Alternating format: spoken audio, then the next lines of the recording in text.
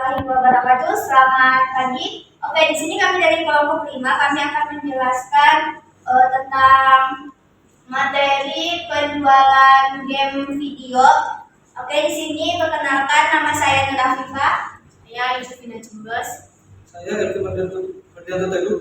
Saya Rahmat Ramadhani. Saya Muhammad Akbar Murtajaba. Saya Muhammad Rizka Abdullah. Oke, itu sekian dari perkenalan kelompok kami. Oke, untuk yang bagian pertama ini akan dijelaskan oleh Rahmat. Jadi bagian pertama ini dijelaskan dari kode program di atas. Ini untuk menampilkan semua data yang kita punya. Fungsi dari portal itu sendiri adalah untuk membaca data yang kita punya, yang mana datanya berupa file CSV, yang dimana data yang kami punya berupa data terkait penjualan game video. Yang kedua,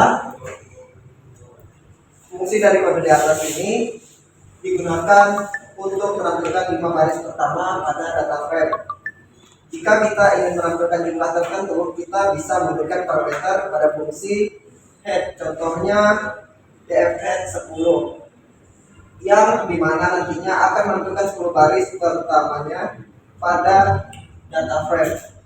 Ada juga baris ketiga digunakan untuk menampilkan nilai unik pada data platform yang ada pada file CSV. Yang ya, jadi dari kode yang intiga ini, pada kode itu digunakan untuk menampilkan tipe data pada setiap kolomnya, yang dimana di NT64 yang artinya yang menampilkan bilangan bulat, objek berupa data string atau teks, dan plot 64 berupa bilangan desimal. Selanjutnya dilanjutkan boleh.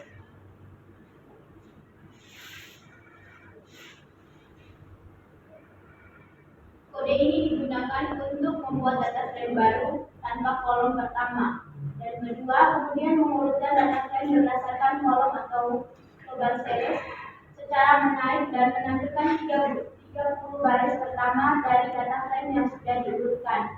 Kode ini digunakan untuk menampilkan pengurutan nilai yang terkecil. Sama seperti yang di atas, hanya saja di sini perbedaan sedikit berbeda. Kode ini digunakan untuk menampilkan dari nilai tertinggi ke yang terkecil.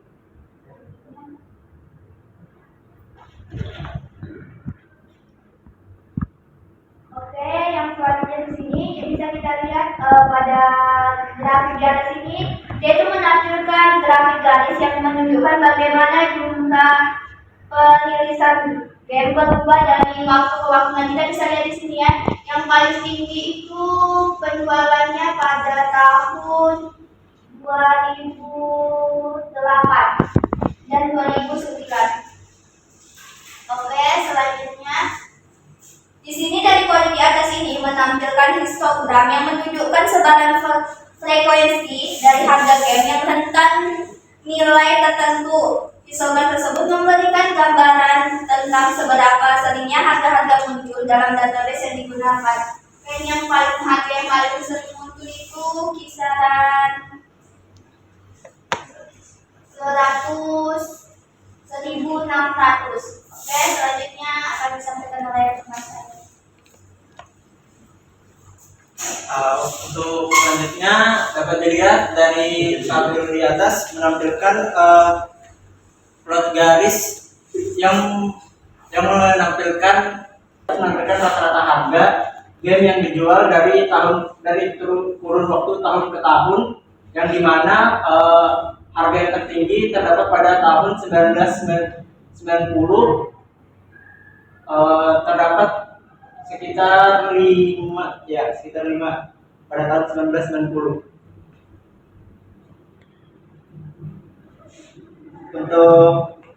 Untuk kode selanjutnya itu menampilkan diagram batang yang menampilkan jumlah game untuk setiap platform yang membantu untuk melihat distribusi jumlah game yang ada pada setiap platform yang terdaftar dalam data.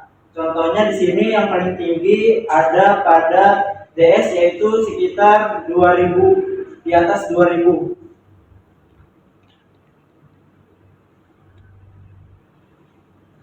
dari kode di atas ini bertujuan untuk menganalisis regresi linear sederhana antara tahun perilisan game per tahun ya dan penjualan global sales dari data yang dibaca oleh file CSV dengan nama file vgsales.csv dan menghapus baris yang memiliki nilai kosong pada kolom tahun dan global sales. Kode tersebut menjalankan regresi linear sederhana menggunakan ordinary least squares atau biasa disebut OLS. Untuk grafik selanjutnya akan dijelaskan. Baik, selanjutnya dalam contoh pada di atas kita menggunakan scatter plot untuk menampilkan data observasi dan garis regresi untuk menampilkan hasil regresi linear antara tahun perilisan game dan penjualan global. Berdasarkan hasil tersebut, model pertama MSE 2026 S2 0,006 lebih baik daripada model kedua MSE 89908 S2 0,002. Karena memiliki MSE yang lebih rendah dan R2 yang lebih tinggi, hasil regresi linear ditampilkan dalam bentuk ringkasan yang mencakup berbagai informasi penting seperti koefisien regresi, nilai R2 dan nilai P dari F statistik. Grafik regresi linear menunjukkan hubungan antara tahun perilisan game dan penjualan global berdasarkan model regresi linear yang telah dibuat. Dengan demikian, kode tersebut melakukan analisis regresi linear untuk memahami hubungan antara tahun perilisan game dan penjualan global serta memvisualisasikan hasilnya dalam bentuk grafik regresi linear. Selanjutnya, berdasarkan hasil regresi dapat disimpulkan bahwa tahun perilisan dan beberapa faktor lain dapat mempengaruhi harga suatu game terlepas daripada platform mana game tersebut dirilis. Perubahan data penjualan dari plot ke IET. Mengapa dilakukan? Ini alasannya.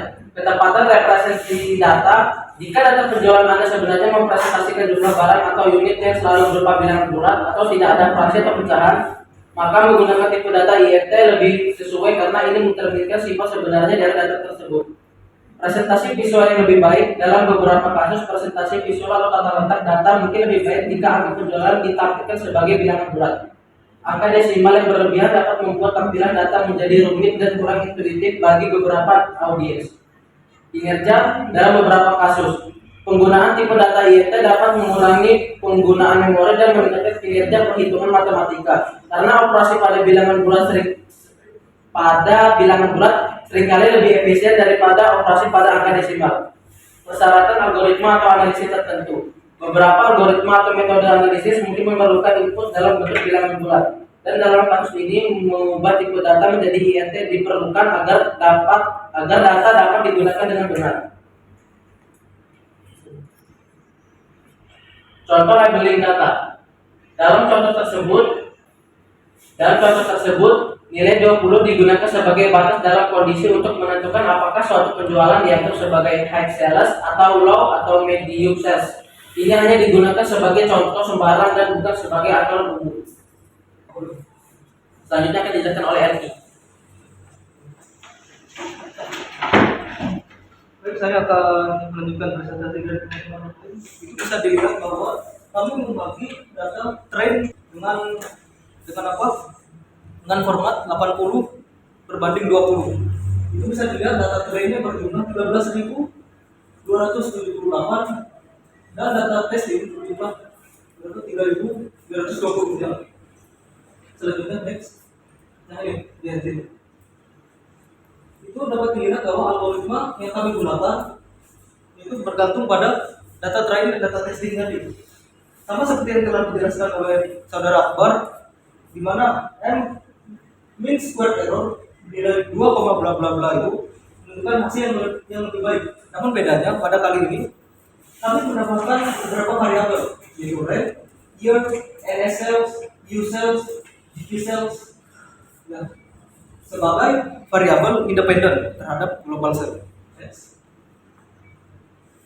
Nah, ini juga sama, namun bedanya kami menghilangkan variabel rank.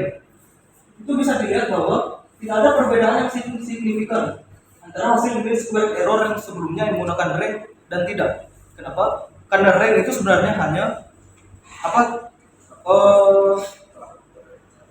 nomor di PSV-nya saja, bukan rank penjualan.